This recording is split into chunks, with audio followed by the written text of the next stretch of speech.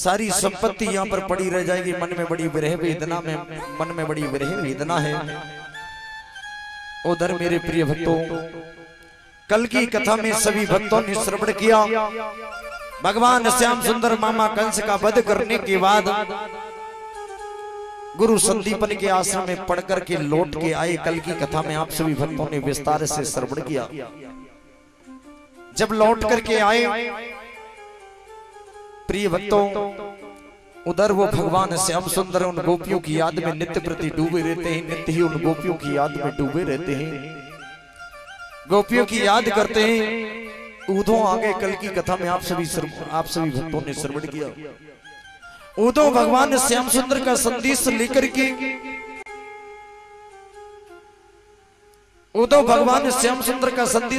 के मथुरा में पहुंचे। गोपियों ने चारों तरफ से रथ को घेर लिया। कल की कथा में सभी भक्तों ने श्रवण किया। जब उधो मैया यशोदा के पास में पहुंचे, मैया यशोदा कपड़ा के कन्हैया को बना लियो और कपड़ा के कन्हैया को सुला रही है। तब तक उधो पहुंच गए। उधो ने आवाज लगाई, मैया यशोदा। जैसी आवाज लगाई, अरे मैया यशोदा। उधो चिल्लाने लगे, कौन हो तुम, चुप हो जाओ, मेरा लाला जग जाएगा। उधो का अहंकार उसी पल दूर हो गया। 2 वर्ष भगवान श्याम को वृंदावन छोड़े हुए हो गई, लेकिन आज भी उन गोपियों की याद में ये डूबे रहते। आज भी मैया यशोदा भगवान श्याम की याद में डूबी हुई है, पागल हो गई। गोपियों ने रथ को घेर लिया। मैया यशोदा कहने लगी, रे उधो ये बताओ, क्या वो श्याम हमारी याद नहीं करता? अगर उसको वृंदावन छोड़ना था तो गोपियों के साथ में महाराज क्यों किया? अगर उसको वृंदावन छोड़ना था तो हमारे घरों से चीर क्यों चुराया? अगर उसको वृंदावन छोड़ना था तो हमारे घरों से गौओं को क्यों चराया? अगर उसको वृंदावन छोड़ना था तो इन गोपियों से प्रेम क्यों किया? गोपियां रो रही है। उधो से बोली, उधो एक बार जाकर के उस श्याम से ये संदेशा दे देना, श्याम को कह देना कि वो एक बार वृंदावन लौट करके आ जाए। और जब वो वृंदावन लौट करके आए, सारी गोपियां मर जाएंगी, अपने प्राण निकाल करके उधो को दे देंगी और फिर वो मथुरा में चला जाए। शायद वो फिर कभी न लौटे। जब ये कह दिया, जब ये कभी न लौटे, मेरे प्रिय भक्तों, गोपियां उधो से बोली, उधो उस काले कन्हैया से प्रेम तो हमने किया था, प्रेम का दर्द तो हम जानती है, प्रेम का दर्द कितना होता है। उधो को निराकार ब्रह्म की उपासना पर बड़ा अहंकार था।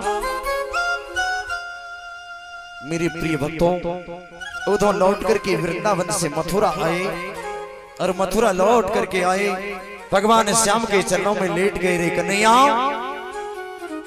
तू सच कहता था कि उन गोपियों को मुझसे भुला दो। गोपियां अगर मुझे भूल जाएंगी तो निश्चित ही मैं उन गोपियों को भूल जाऊंगा।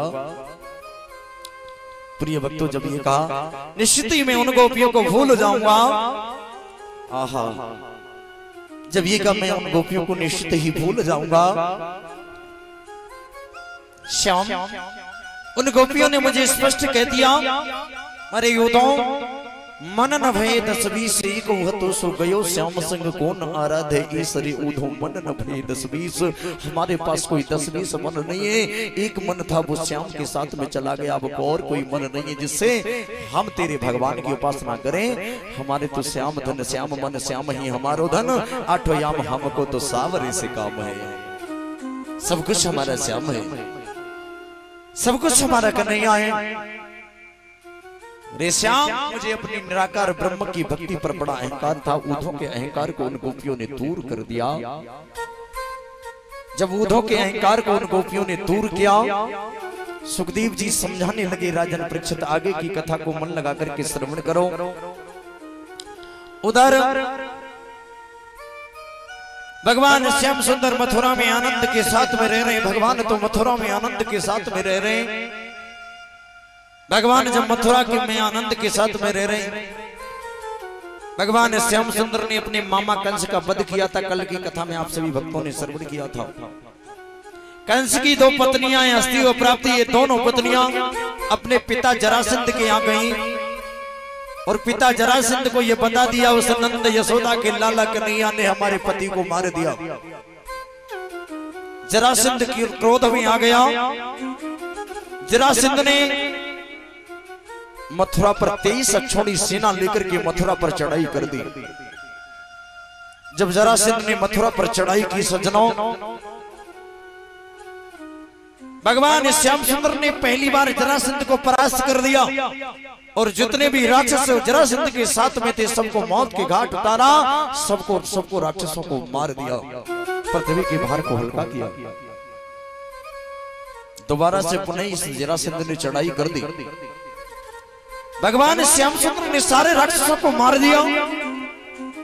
16 बार इस जरासंध ने चढ़ाई करी। भगवान श्याम सुंदर 16 बार जरासंध को परास्त करते रहे और 16 बार उन राक्षसों को मारते रहे।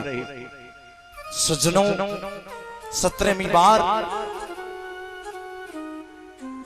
जब ये जरासंध बची हुई सेना को लेकर के आया, भगवान श्याम सुंदर ने सारी सेना को मौत के घाट उतार दिया, सारी सेना को मार दिया और बलराम ने तोड़ करके जाकर के जरासंध को पकड़ लिया। अब जरासंध को जिंदा नहीं छोड़ेंगे।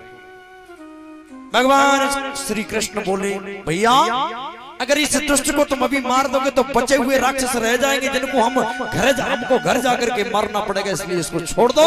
जो भी राक्षस बचे होंगे वो राक्षसों को हम इस रणभूमि में तो मौत के घाट उतार देंगे, क्योंकि भैया हमारा अवतार हुआ है